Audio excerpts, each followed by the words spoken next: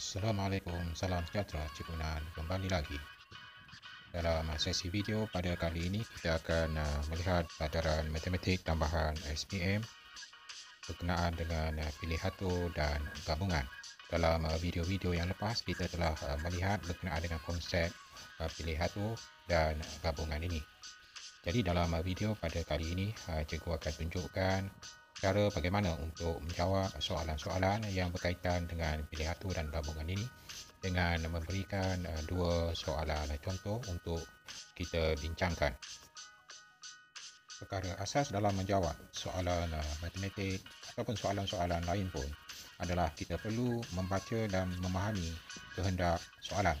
Jadi dalam membaca dan memahami kehendak soalan ini, sekiranya kita kurang jelas, kita perlu mendapatkan gambaran tentang apa yang dikatakan atau diterangkan dalam soalan yang diberikan. Jadi kita perlu menumpukan perhatian kepada kata kunci yang mungkin diberikan dalam soalan yang berkenaan. Selain daripada itu, dalam soalan juga terdapat data-data ataupun nilai-nilai yang kita perlu ambil kira. Jadi kalau soalan yang melibatkan pilih atur dan gabungan ini, perkara yang penting kita kena pastikan sama ada soalan itu meminta kita membuat pilih atur ataupun gabungan. Jadi kalau sekiranya soalan itu melibatkan pilih atur, kata kunci yang biasa diberikan dalam soalan adalah susun. Sementara bagi gabungan pula biasanya kata kunci yang digunakan adalah pilih atau gabung.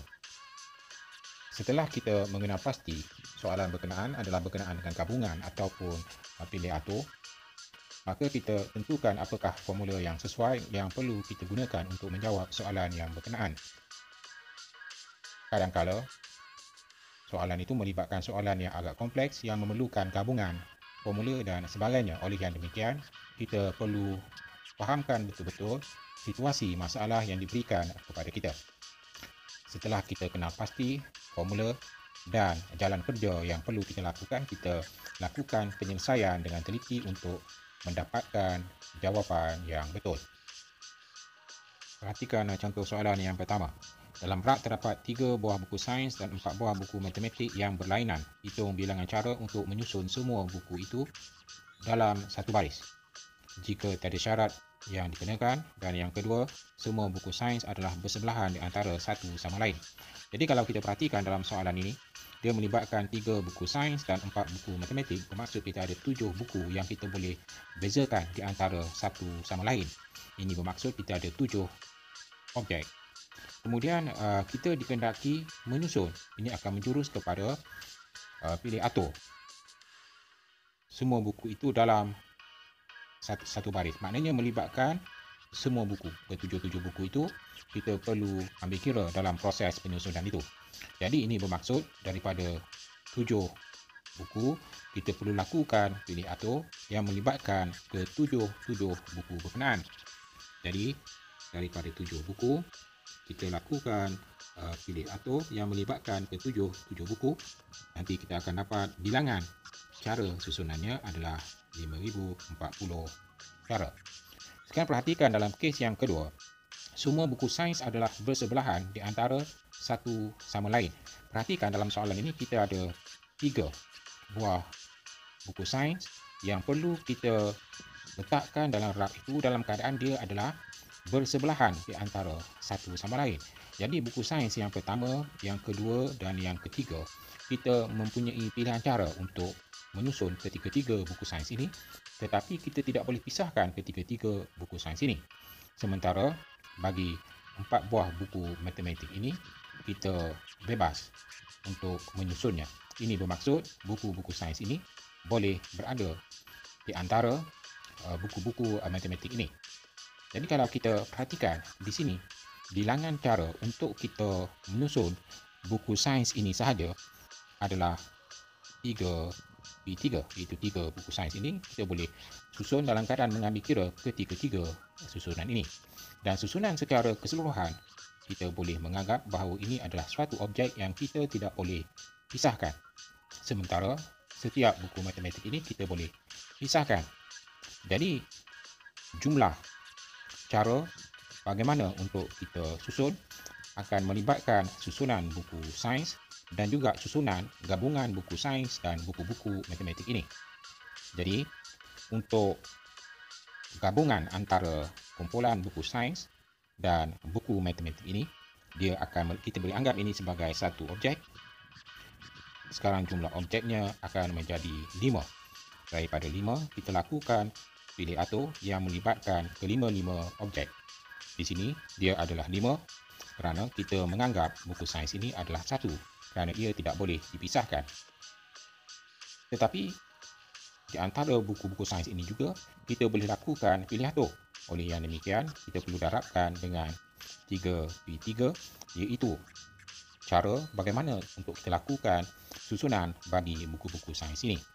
Dan hasilnya 5/5, kalau kita gunakan kalkulator, kita akan dapat 120. Darabkan dengan 3/3 bernilai 6. So, jumlah susunan yang kita akan perolehi adalah 720 cara. Sekarang perhatikan contoh soalan yang kedua. Satu kumpulan 5 orang murid dipilih daripada 9 orang murid lelaki dan 7 orang murid perempuan untuk membentuk satu pasukan badminton sekolah. Dari bilangan cara yang berlainan untuk membentuk pasukan itu yang mengandungi dalam kes yang pertama murid lelaki sahaja, dalam kes yang kedua sekurang-kurangnya 4 orang murid perempuan. Dalam soalan ini perhatikan bahawa kita hanya memerlukan gabungan 5 orang. Cara berlainan untuk membentuk pasukan. So, ini merujuk kepada gabungan. Jadi, kita perlu menggabungkan 5 orang murid yang terdiri daripada 9 orang murid lelaki dan 7 orang murid perempuan. Dan dalam kes yang pertama, kita hanya memerlukan murid lelaki sahaja. So, ini adalah melibatkan gabungan dalam membentuk satu pasukan badminton. Kita tidak memerlukan susunan siapa pemain yang pertama, kedua dan sebagainya. Cuma kita memerlukan 5 orang pemain untuk membentuk satu pasukan. So, ini memberi gambaran kepada kita ini melibatkan gabungan, bukannya pilih atur. Dan untuk kes yang pertama, apabila kita mengambil kira 5 orang itu hanya melibatkan murid lelaki, jadi kita ada pilihan untuk membentuk pasukan ini. Kita boleh memilih daripada 9 orang lelaki itu, kita gabungkan melibatkan 5 sahaja. Sementara untuk perempuan, kita tidak perlu mengambil kira dalam gabungan ini kerana yang kita perlukan hanyalah lelaki sahaja. Jadi dia adalah daripada 9, kita gabungkan 5. So, nanti kita boleh gunakan kalkulator, kita akan dapat, kita boleh memperolehi 126 gabungan. Sekarang perhatikan dalam kes yang kedua, sekurang-kurangnya 4 orang murid perempuan. Kita perlukan 5 orang. Kalau kita perlukan sekurang-kurangnya 4 orang murid perempuan, maknanya kita ada 2 kes, sama ada dalam pasukan itu mempunyai 4 orang murid perempuan ataupun 5 orang murid perempuan. Jadi, untuk kes yang pertama, sekiranya dia melibatkan 4 orang murid perempuan, mungkin sekiranya 4 orang murid perempuan, kita hanya memerlukan seorang murid lelaki daripada 9 orang.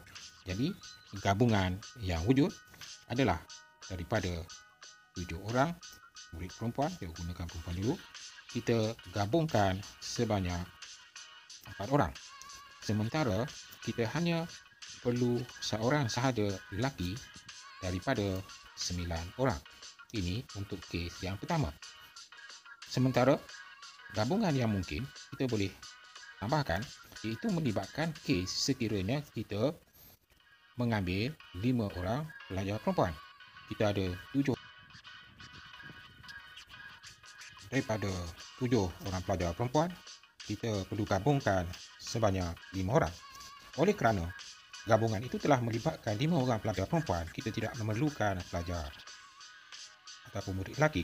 Jadi kita darabkan dengan yang lelaki, kita ada 9 orang dan kita tidak perlu memilih mana-mana pelajar lelaki.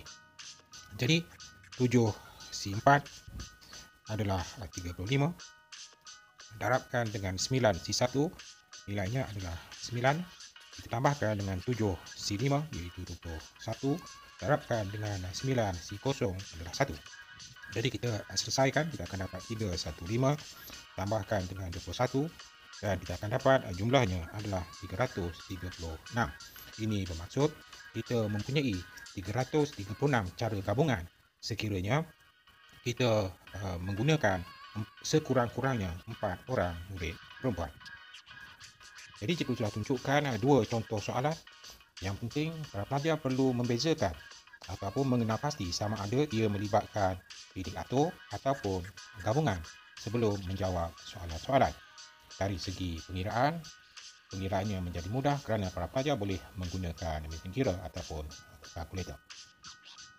Tapi pastikan para pelajar tidak melakukan kesalahan dalam menentukan sama ada dia bidik atur ataupun gabungan kerana dia akan memberi impak yang besar kepada jawapan yang diperoleh.